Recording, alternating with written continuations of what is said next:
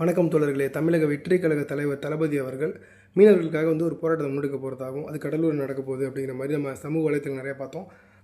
அதே மாதிரி பார்த்திங்கன்னா, திருமாவளவன் அவர்கள் கூட மீனவர்கள் பிரச்சனையை விஜய் கையில் எடுக்கிறது வரவேற்கத்தக்கது அப்படின்னு கூட சொல்லியிருந்தாங்க. ஆனால் இதெல்லாம் சில பேர் இவங்க வாக்கு வங்கிக்கான அரசியல் தான் முன்னெடுக்கிறாங்களே தவிர மக்களுக்காக உண்மையாக இல்லை அப்படிங்கிற மாதிரி சில விமர்சனங்களையும் வைக்கிறாங்க.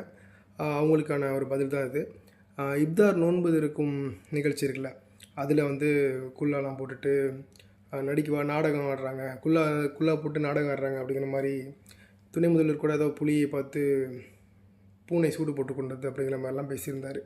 இவங்கள மாதிரி பொய்யா மக்களுக்கு வாக்குறுதியை கொடுத்து ஜெயிச்சுட்டு அப்புறம் வந்ததுக்கப்புறமேல எதுவுமே பண்ணாத ஒரு கட்சிலாம் இங்கே இல்லை. இவர் அப்பையிலேருந்தே தளபதி அவர்கள் இப்போ இல்லை, கட்சிக்கு வந்தப்போ இல்லை, கட்சிக்கு வரத்துக்கு முன்னாடி மக்கள் இயக்கமாக இருந்தப்போ சரி, நற்பணி மன்றமாக இருந்தப்பிலேருந்து இந்த விஷயங்கள் எல்லாம் அவர் தொடர்ந்து கலந்துட்டு இருக்குது. அதுக்கான ஆதாரங்கள் இருக்குது.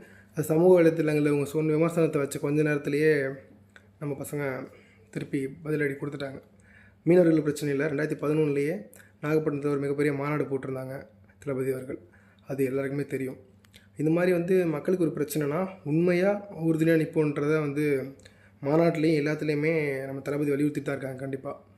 ஆனால் இதெல்லாம் அவங்க கொஞ்சம் புரிஞ்சிக்காமல் எங்கள் தமிழக வெற்றிகளோட வளர்ச்சி ரொம்ப அதீதமாக இருக்கே, இது எப்படிலாம் திசை திருப்பலாம் அப்படிங்கிறதுக்காண்டி எது செஞ்சாலும் ஒரு குறையாக சொல்லிகிட்டு இருக்காங்க. நம்ம 2ஆம் ஆண்டு துவக்கையில் கூட ஆதவர்ஜன் அவர்கள் சொல்லியிருப்பாங்க, இனிமேல் வர ஒரு வருஷத்துக்கு நம்ம தான் எதிர்கட்சி அப்படிங்கிற மாதிரி.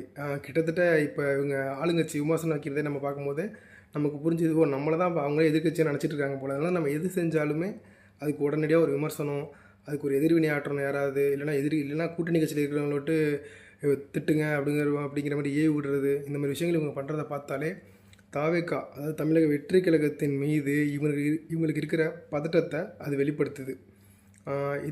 இந்த மாதிரி நீங்கள் பண்ணுற இந்த சோசியல் மீடியா ட்ரோலு, உங்களுடைய வழக்கமான உங்களோட ஆபாசமான பேச்சுக்கள், தனித மனித தாக்குதல், இதுக்கெல்லாம் பயந்து இந்த கூட்டம் ஒதுங்கி போயிடாது ப்ரோ அப்படின்னு நம்ம அப்போயே சொல்லியிருப்பார் தளபதி மாநாட்டிலேயே.